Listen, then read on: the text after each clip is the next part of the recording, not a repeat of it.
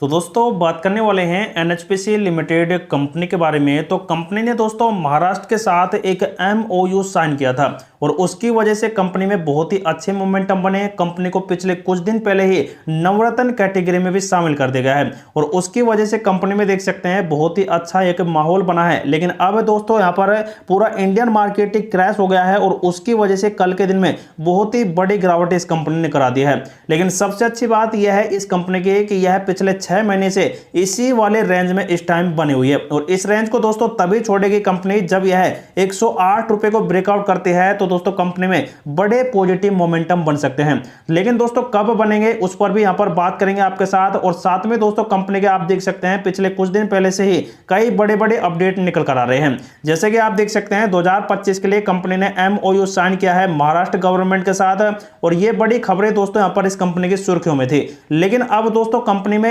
इन खबरों का असर यहां पर बहुत ही कम पड़ चुका है और अब आने वाले टाइम पर दोस्तों कंपनी को क्या अपडेट मिलने चाहिए जिनकी वजह से कंपनी दोस्तों एक बड़े मोमेंटम की तरफ जा सकती है। तो दोस्तों उन अपडेट्स को भी आपके साथ डिस्कस करेंगे जिसकी वजह से कंपनी बहुत ही जल्द एक बड़ा ग्रोथ यहां पर करने वाली है। लेकिन दोस्तों फिलहाल कंपनी की कुछ रिपोर्ट्स आई हुई हैं अगस्त मंथ की, उन पर डिटेल से बात करेंगे तो आप जरूर वीडियो के अंत तक बने रहें। लेकिन दोस्तों सबसे पहले बात करते हैं कंपनी की एक फर्म की रिपोर्ट जो कि कम्युनिटी सेंटीमेंट से निकल कर आ रही है, जो काफी ज्यादा चौंका देने वाली है। इसमें 50% खरीदने की और 50% ही सेल करने की सलाह दी जा रही है। तो जो 50% बाय करने की सलाह दे रहे हैं ये भी शॉर्ट टर्म के ट्रेडर्स हैं और 50% जो सेल करने की सलाह दे रहे हैं ये भी दोस्तों शॉर्ट टर्म के हैं। तो बाय सेल का दोस्तों आंकड़ा यहाँ पर 50-50 है और ऐसे में दोस्तों कंपनी हो सकता है कि मंडे में या तो गिरावट कराए या फिर दोस्तों एक बड़े मोमेंटम की तरफ निकलती जाए। क्योंकि दोस्तों कंपनी के जो यहां पर म्यूचुअल फंड के आंकड़े निकल कर आ रहे हैं वो काफी ज्यादा चौंका देने वाले हैं और उनकी वजह से कंपनी में गिरावट आ सकती है। जैसे कि आप देख सकते हैं सीपीएस ने इस पर बहुत ही बड़ी यहां पर गिरावट कर दी है, लगभग 0.66% के आसपास सेलिंग प्रेशर बढ़ा दिया है और अब इनके पास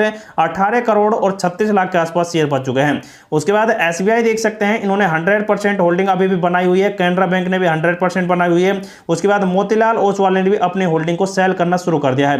क्वांट के ऊपर देखें तो क्वांट ने पहली बार होल्ड यहां पर किया है लगभग 15 लाख और 90 हजार के आसपास है।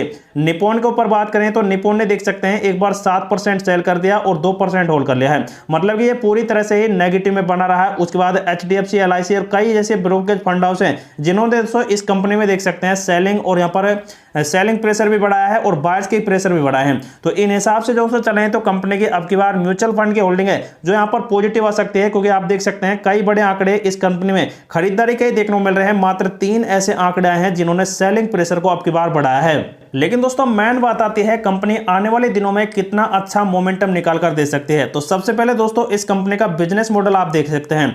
कंपनी की पावर कैपेसिटी इस टाइम यहां पर 7100 मेगावाट की है, लेकिन कंपनी आप देख सकते हैं जो अपकमिंग प्रोजेक्ट हैं वो लगभग हैं यहां पर 15 सोलर और हाइड्रो इलेक्ट्रिसिटी के हैं और यह है 10,500 मेगावाट के, जो दोस्तों 2025 के मार्च के आसपास तक यहां पर दोस्तों पूरी तरह से कंप्लीट हो जाएंगे और जैसे ही कंप्लीट होंगे तो इनसे दोस्तों बिजली प्रोडक्शन होना चालू हो जाएगा। तो 7100 मेगावाट और 10,500 मेगावाट मतलब कि कंपनी का दोस्तों 18,000 मेगावाट के आसपास से बिजली प्रोडक्शन होगा तो कंपनी दोस्तों बहुत ही अच्छा प्रॉफिट आपको निकाल कर दे सकती है।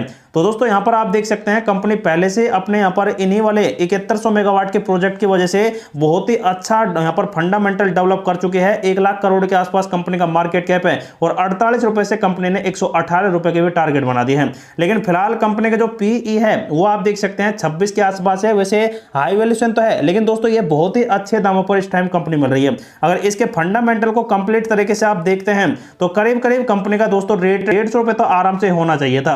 तो दोस्तों 200 रुपए का टारगेट ये करीब करीब दिवाली के आसपास बना सकते हैं, क्योंकि बहुत ही अच्छे प्रॉफिट इस कंपनी के अब होने वाले हैं और ये जो यहाँ पर प्रोजेक्ट है कंपनी के इनके लिए कुछ अनाउंसमेंट बहुत ही जल्द आ जाएंगे।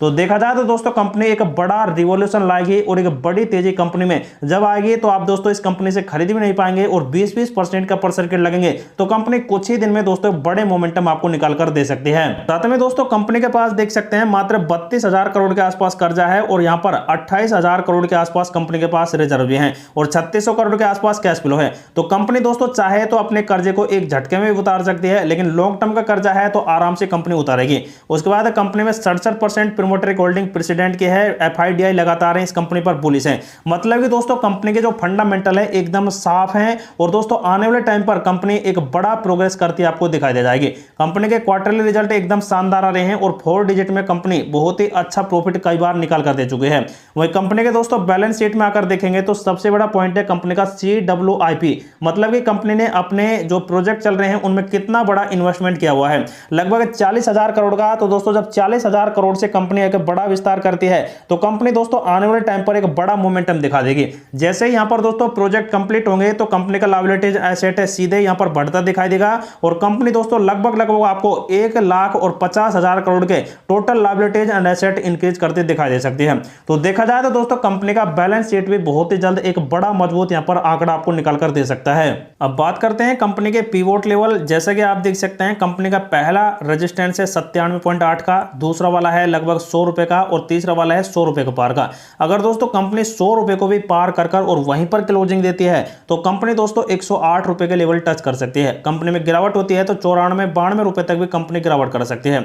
लेकिन कंपनी का जो एडवांस पैटर्न चार्ट है वो दोस्तों कुछ और ही इशारा यहां पर कर रहा है सिर्फ पॉजिटिव का। जैसे कि आप देख सकते हैं कंपनी ने एक बहुत ही अच्छा मोमेंटम बनाया, फिर उसके बाद गिरावट हुई है, फिर इसने इसी वाले ट्रेड लाइन को टच करते हुए एक बड़ा मोमेंटम बनाया जो पिछले वाले रेजिस्टेंस को ब्रेकआउट नहीं कर पाई, कर तो पाई लेकिन उसके बाद कंपनी में वही प्रॉफिट बुक के हालात की वजह से यहां पर गिरावट हुई है। लेकिन कंपनी ने वही ट्रेंड यहां पर फॉलो किया है जो यहां पर दोस्तों देख सकते हैं एम पैटर्न कंपनी का बना है।